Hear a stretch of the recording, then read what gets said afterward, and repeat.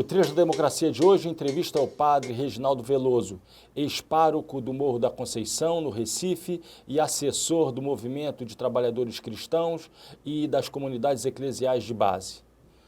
Padre, seja bem-vindo ao Trilhas da Democracia. Eu começaria perguntando ao senhor qual é a importância do Sínodo da Amazônia nesse momento em que o meio ambiente, as florestas estão sendo desmatadas e também os direitos, as terras das populações ribeirinhas, de quilombolas, da comunidade dos povos indígenas vêm sendo violados. Pois é, o Sínodo da Amazônia, ele está, vamos dizer, na trilha do papado do Francisco, do Papa Francisco, que, entre outras preocupações assim básicas, elementares, prioritárias, é a questão ecológica, o meio ambiente, a preservação do planeta. Papa Francisco, depois de fazer aquela exortação apostólica, Alegria do Evangelho, ele brindou à Igreja esse documento belíssimo que é a encíclica Laudato Si, palavras iniciais de um canto de São Francisco, onde ele celebra o louvor da natureza. E há anos que ele vem já com essa ideia, já vem anunciando esse sínodo, e que se tornou uma causa assim, de uma urgência maior a partir do desastre de proporções imensas que foi esse incêndio recente da Amazônia, que a gente agradece ao atual governo desse país, que incentivou a ousadia criminosa dos grandes do agronegócio, que se articularam para o Dia do Fogo e nos brindaram aquele espetáculo triste de horror. Esse incêndio tornou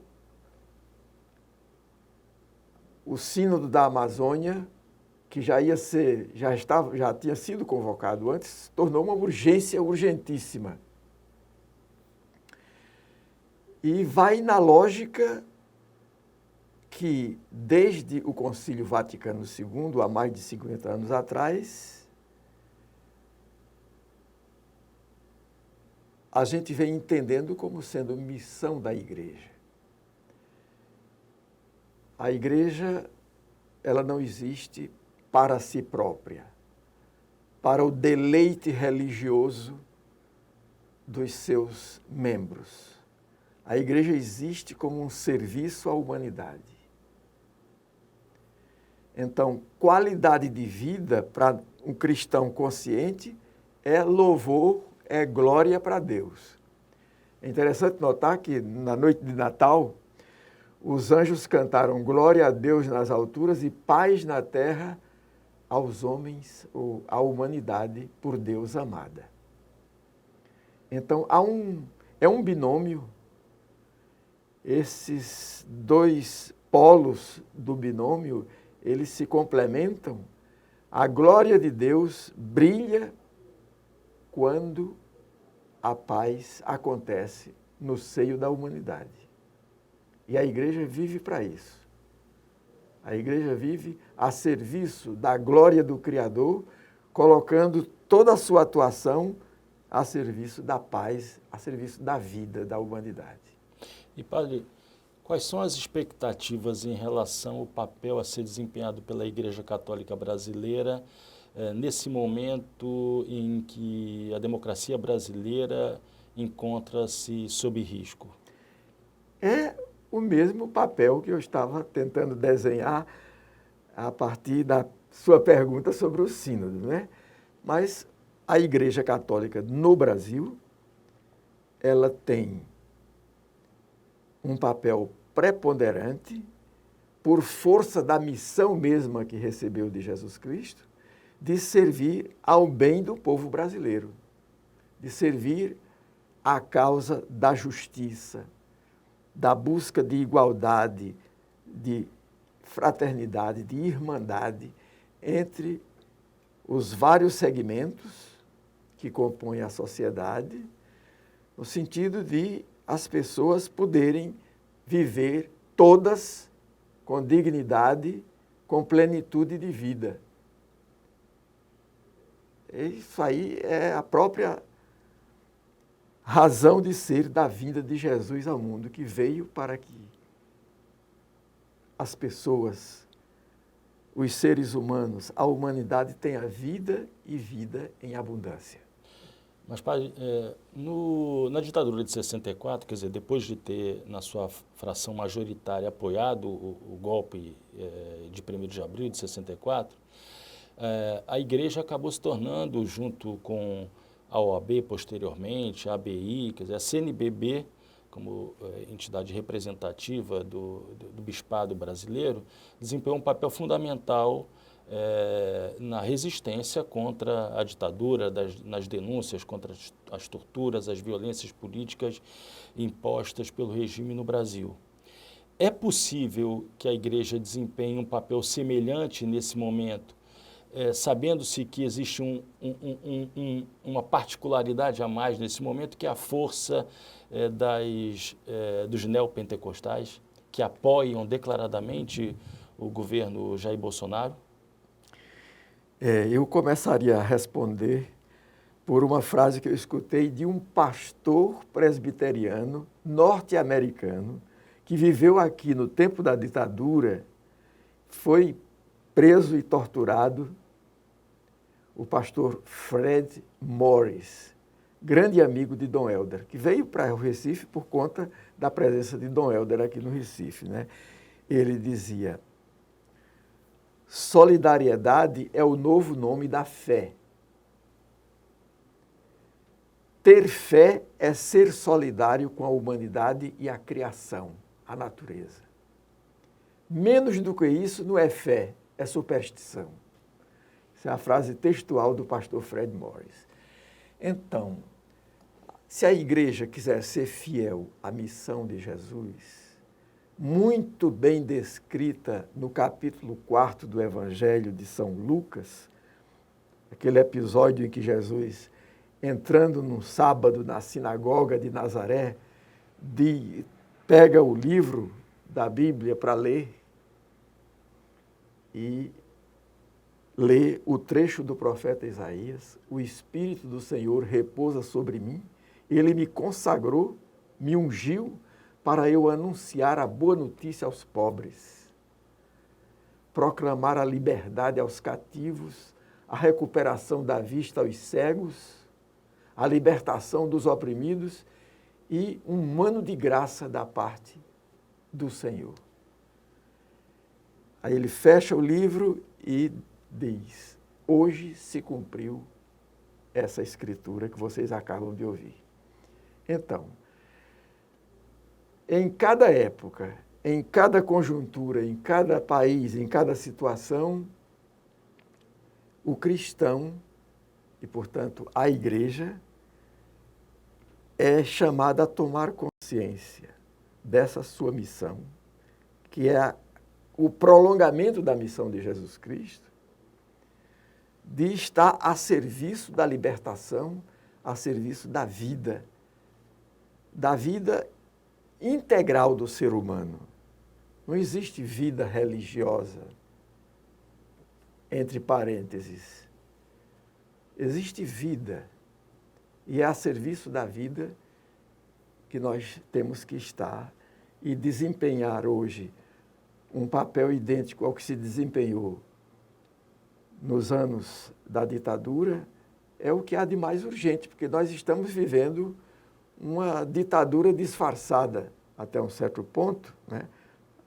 Não até um certo ponto, eu diria, em certos aspectos, talvez ainda mais grave, porque é uma coisa mascarada Mas, de fato, a ditadura do capital, a ditadura do sistema capitalista neoliberal nesse país está chegando a um ponto que a gente nunca imaginou. Se a gente pensa nas medidas que foram tomadas, por exemplo, para a contenção de despesas,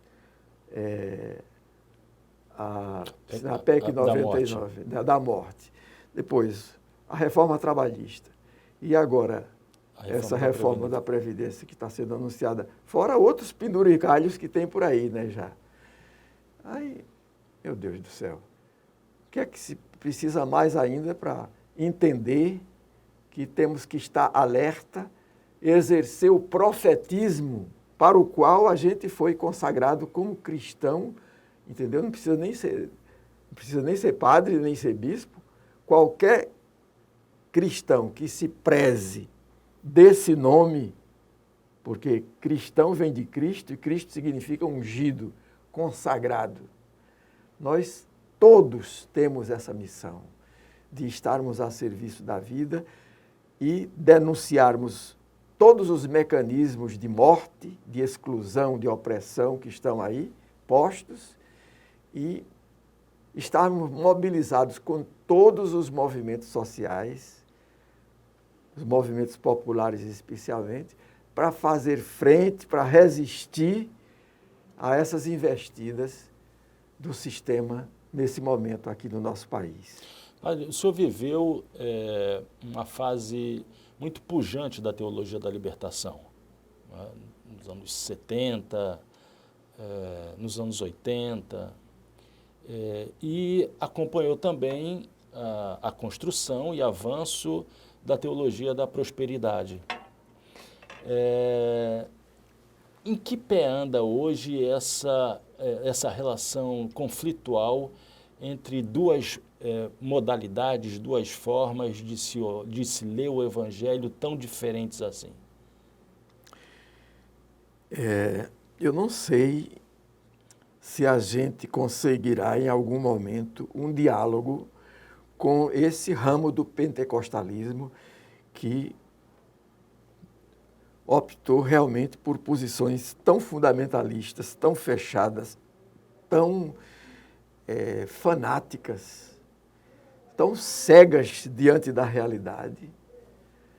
É incrível como esses pastores de maior projeção e também os da base conseguem manter o pessoal dentro de um esquema fechado e que as pessoas se rendam de maneira tão irracional. Eu ia dizer infantil, mas infantil eu considero a infância uma coisa mais bonita do que isso que a gente vê. Mas é uma coisa totalmente irracional, não é? É uma imbecilização do povo que não somente certos pastores conseguem, mas também certos padres. É bom que a gente entenda que esse fenômeno nem é exclusividade dos neopentecostais evangélicos, entendeu? Nem se pode generalizar como se fosse de todos os evangélicos, porque existem evangélicos que estão engajados nas mesmas causas, nas mesmas lutas que nós católicos, entendeu? Existe uma disputa tanto no interior dos chamados evangélicos quanto dentro da Igreja Católica. Sim, esse fenômeno neopentecostal fundamentalista é um fenômeno que, por assim dizer, permeia todas as igrejas cristãs.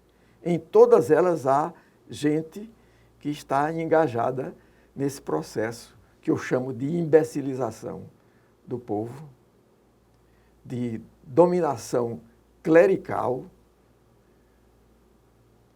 que faz com que as pessoas ceguem diante da realidade e não consigam descobrir a originalidade, a força, a importância, a urgência da missão do cristão, assim como os evangelhos propõem. Quais são os grandes desafios enfrentados por Francisco e quais são as grandes tarefas para recuperar uma igreja que tenha realmente compromisso com as massas mais empobrecidas do mundo? Que baita pergunta, hein? Olha só, o Papa do fim do mundo realmente chega num momento muito desejado por todo o pessoal que viveu o Vaticano II, que viveu a experiência das comunidades eclesiais de base, que viveu uma igreja completamente comprometida com a causa do povo, com a resistência à ditadura empresarial militar. 21 anos, não foi brincadeira. Essa igreja que entrou em compasso de espera nos pontificados de João Paulo II e de Bento XVI, está mais desafiada do que nunca a retomar, em tempo, antes que as coisas piorem demais, né? Porque não existe nada tão ruim que não possa piorar, infelizmente, né? Mas estamos num ponto em que seria muito importante que a igreja se tocasse. Isso eu digo em plano universal e particularmente aqui no Brasil. Seria muito importante que os cristãos, de modo geral, de todas as igrejas, mas cobrando especialmente da igreja a que eu pertenço, de nascença, a Igreja Católica Apostólica Romana, seria muito importante que a gente se tocasse em tempo a respeito da urgência do nosso papel como contribuição inadiável ao resgate da qualidade de vida, ao resgate da dignidade humana de populações imensas, por todo canto, os problemas de imigração, os problemas de desemprego, os problemas de fome, desafiam. Sem nenhuma dificuldade, a gente, passando pelas ruas, percebe o que é que está acontecendo. Eu estive recentemente na Europa, faz um ano agora, passando por Lisboa, por Madrid, por Paris, por Roma. Em todo canto a gente percebe a presença questionadora, desafiadora, angustiante dos migrantes. E aqui no Brasil, coisas que há poucos anos atrás a gente tinha deixado de ver, que voltamos a ver agora, né? Famílias inteiras morando na rua e toda essa violência que está aí. Então, Papa Francisco é um milagre, é uma irrupção do Espírito na história, quando ninguém imaginava que a igreja pudesse mais dar uma virada dessa. E essa criatura chega do fim do mundo para, de novo, resgatar o Evangelho, resgatar a mensagem do Concílio Vaticano II, resgatar uma fisionomia de igreja comprometida realmente com a vida da humanidade, como eu dizia antes. Então, esses desafios, todos carecem de respostas de toda a humanidade, mas eu diria que dos cristãos de maneira assim muito premente. É questão de identidade. Se a gente não assume o nosso papel na humanidade, a gente perde a nossa identidade. A gente está negando o Evangelho. Mas, padre, são, eu acho que evidentes as mensagens do Papa Francisco em defesa dos migrantes, fazendo críticas às posturas assumidas por determinados governos, particularmente os governos europeus, críticas em relação às ameaças vindas da ascensão da extrema-direita, um compromisso com os pobres do mundo, né, com os trabalhadores, sim, trabalhadoras, mas em relação a determinados temas que são tabus, dogmas da igreja, como, por exemplo, a questão do celibato, né, para os padres, né? Essa é ainda um dogma que sem perspectiva de superação. Só para complementar a pergunta, recentemente um bispo, o bispo de Castanhal, no Pará, Carlo Verzelletti, deu uma entrevista ao jornal O Globo, fazendo a defesa da ordenação de homens casados na igreja. Isso com vistas a uma tentativa de enfrentamento de uma realidade que é essa vivida na Amazônia, né? Inclusive ele se encontra no sínodo da Amazônia. Essa posição é uma posição isolada dentro da Igreja Católica? É possível que ainda no papado de Francisco seja resolvida essa questão, ou pelo menos seja dado um direcionamento nessa direção? Eu espero que isso se resolva esse mês. No final desse sínodo da Amazônia, a gente tenha realmente propostas bem concretas de realização imediata, que é cuidar de uma igreja que se entende, antes de tudo, como comunidade cristã no meio do povo. Eu estive várias vezes no coração da Amazônia, Santarém. Estive assessorando encontros de formação para justamente essas lideranças comunitárias, homens e mulheres que vinham de todos os recantos daqueles interiores distantes, gente que viajava 3 dias de barco para chegar para o encontro. O encontro durava 3 dias, mais 3 dias de volta, lá se iam, não é, 9, 10 dias para um momentozinho de formação de 3 dias, um final de semana, uma sexta, um sábado e um domingo.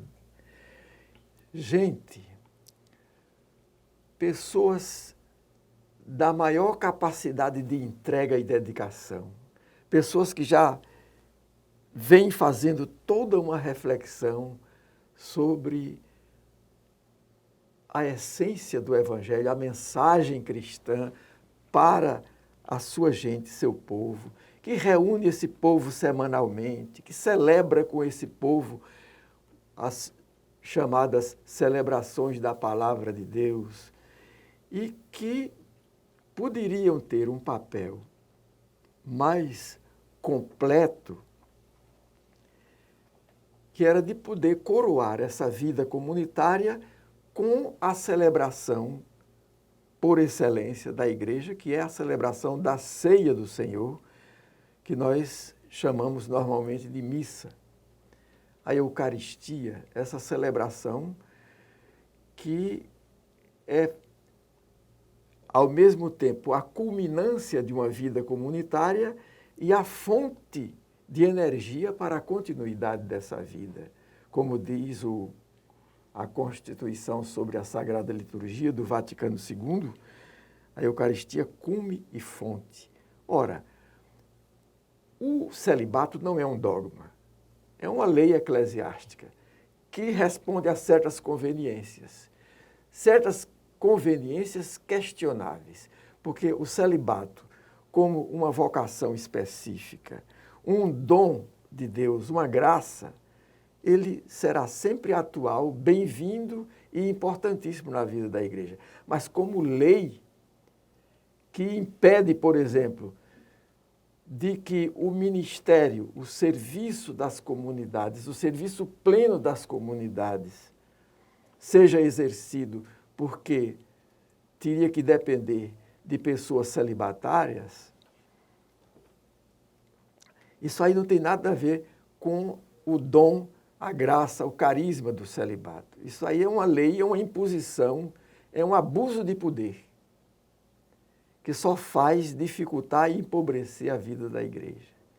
Então é mais que urgente, já está mais do que na hora de se reconhecer essas lideranças. Eu diria não somente de homens, mas de mulheres igualmente. Sim, eu iria perguntar exatamente isso. É possível isso vai demorar. Esse otimismo que não, o senhor acabou de revelar? Isso vai demorar mais tempo, mas o começo é isso aí. Quer dizer, uma igreja desclericalizada, uma igreja que sai das mãos dominadoras de algumas figuras raras. Às vezes a gente pensa até que estão em extinção, mas não estão não, né? Melhor que, de certa maneira, esse tipo de presbítero, que a palavra correta seria presbítero. Presbítero quer dizer uma pessoa amadurecida que pode prestar um serviço de conselheiro, de articulador, de coordenador de uma comunidade. Essa é a palavra grega original que define esse ministério. Seria ancião, mas ancião não necessariamente em termos de idade, mas de maturidade. Maturidade de vida, maturidade humana, amadurecimento que torna a pessoa capaz de ser alguém que tem uma autoridade que não vem de um título, de um cargo, mas do reconhecimento da comunidade, pelo desempenho, pela postura, pelo exemplo que a pessoa é. Sua palavra tem um peso todo especial. E essas pessoas serem reconhecidas e ordenadas como presbíteros ou presbíteras dessas comunidades, possibilitando que essas comunidades tenham plena expressão de vida, celebrem a Eucaristia, a ceia do Senhor, isso seria uma coisa de grande importância que daria muita força, muita energia revitalizadora à vida dessas comunidades. Que ficam, tem comunidades que têm uma celebração da missa por ano, na desobriga, chamada desobriga, que os padres missionários fazem, visitando todo ano, uma vez por ano, certo? Algumas comunidades. Mas essa necessidade é sentida, às vezes, na própria cidade grande.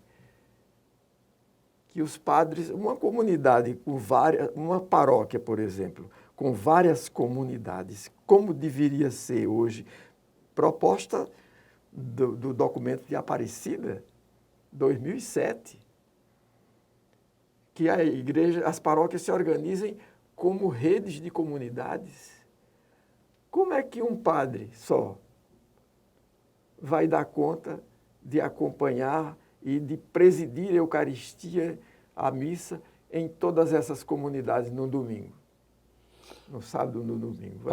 Vai fazer aquelas missas correndo de uma para outra, que é umas Eucaristias alinhavadas que desmerecem o sacramento tão importante da vida da igreja. Padre, uma última pergunta, o programa está chegando ao fim. O senhor, na sua trajetória, viveu uma das igrejas mais progressistas da América Latina. Eu faço referência aqui à igreja de Recife e Olinda, o arcebispado de Recife e Olinda, com Dom Helder Câmara, e depois sofreu um período de perseguição, de enfrentamento com um retrocesso conservador. Não é? Como se encontra hoje a igreja de Recife e Olinda, a criação, a recriação da Comissão de Justiça e Paz, Dom Helder Câmara, representa os novos ares que começaram a soprar nas nossas terras? Pois é. Eu vivi durante muitos anos, porque eu cheguei de volta da Europa, onde eu estudei, em 66, já peguei a ditadura caminhando, né? Mas eu vivi aquele tempo todinho. Fui bastante perseguido durante o tempo da ditadura. Quando terminou a ditadura militar, começou a ditadura eclesiástica com a chegada de Dom José Cardoso Sobrinho, né? Que realmente foi um tempo de desmonte, de destruição, de todo um patrimônio de igreja comprometida com a vida do povo, com a vida dos mais precisados, na cidade, nas periferias e no campo. A igreja inspirada pela presença, pela palavra, pelo exemplo de Dom Helder Câmara. Pois a gente chega agora a um tempo de início de resgate do que foi perdido com os mais de 20 anos da presença de Dom José Cardoso aqui, né?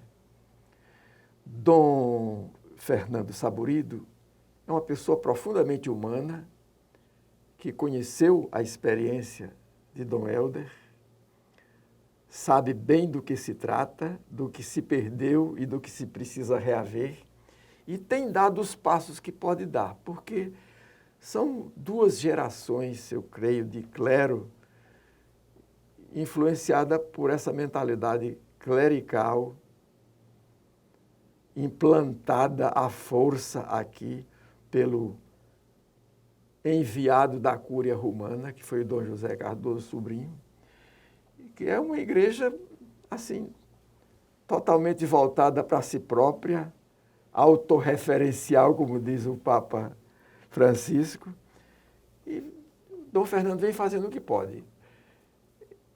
A palavra dele é uma palavra que vai na linha de uma igreja assim, que tem consciência de seu papel na história, e a criação da Comissão de Justiça e Paz foi um gesto assim maior de retomada, se bem que o nosso papel como Comissão de Justiça e Paz encontra ainda muita resistência no seio das paróquias daqui da Arquidiocese, mas a gente espera que com o tempo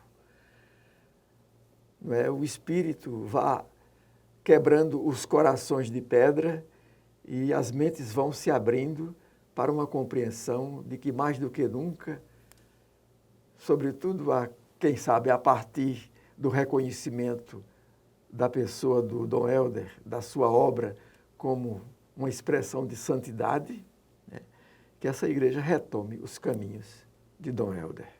Padre, muito obrigado. Valeu. E o Trilhas da Democracia volta na próxima semana, sempre às terças, às 9h30 da noite, com reapresentação aos domingos, às 7 horas da noite. Até lá!